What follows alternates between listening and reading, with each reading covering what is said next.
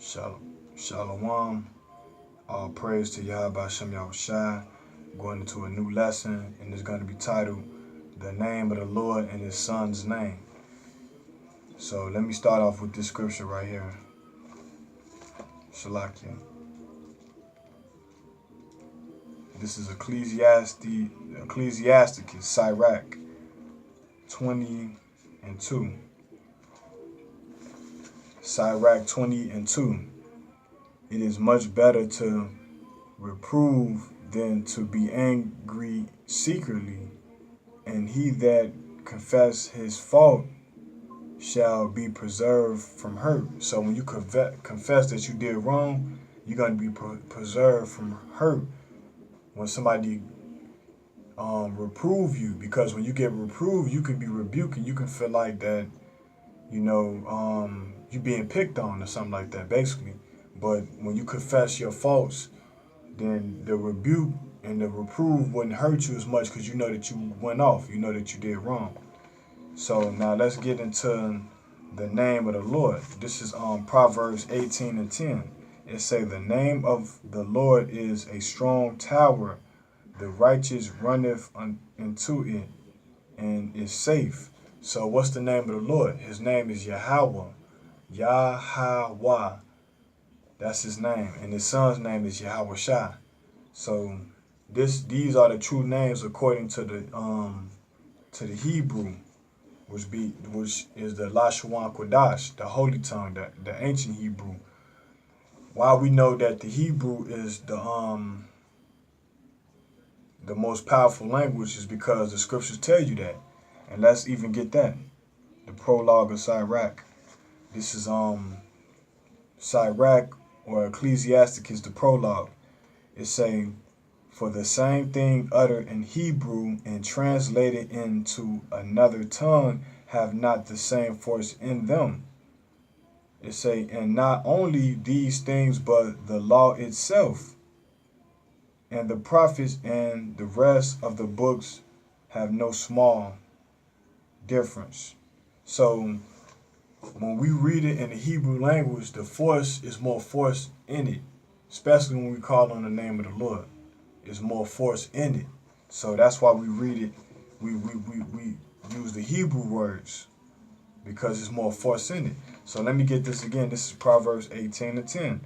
It says, the name of the Lord is a strong tower, and the righteous runneth into it and is safe. So that's the name of the Lord, is Yahawah, and is a strong tower. And the son's name is Yahawashi, because it exalts you. The name of the Lord, when you exalt the name of the Lord protects you. That's what I want to say. The Lord protects you. So let's get this. This is Psalms 34 and what's that? Psalms 34:3. It's saying, oh, magnify the Lord with me, Salakia. Oh, magnify the Lord with me, and let us exalt his name together. So when Israel exalt his name together, the Lord is in the midst of us, because when two or more are gathered, the Lord is in the midst. So when you exalt his name, that's the Lord. He's gonna exalt you. He's gonna, he's gonna keep you safe. That's why that name is so important, because without the name, you cannot be saved. The scriptures tell you in Acts that whosoever calleth on the name of the Lord shall be saved. Ye men of Israel, hear these words. So the name is going to save you, so that's going to be your salvation, is the name,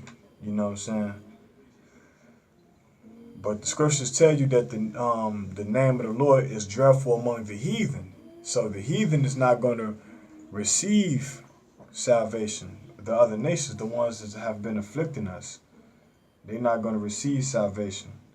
So the name of the Lord is very, very, very important for Israel. 1/3 of Israel, and of course the 144,000. That name is going to be key in the day of temptation. This is why Israel, we must continue to rehearse the righteous acts.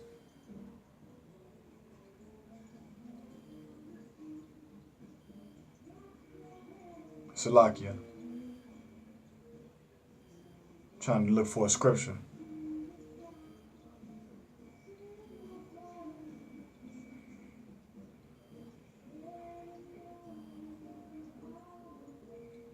One second, bear with me.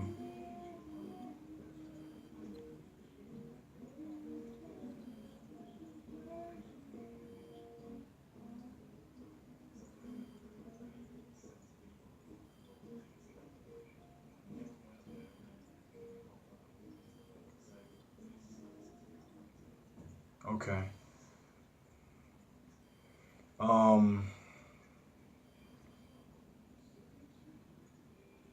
See something. Okay, this is Malachi 1:14.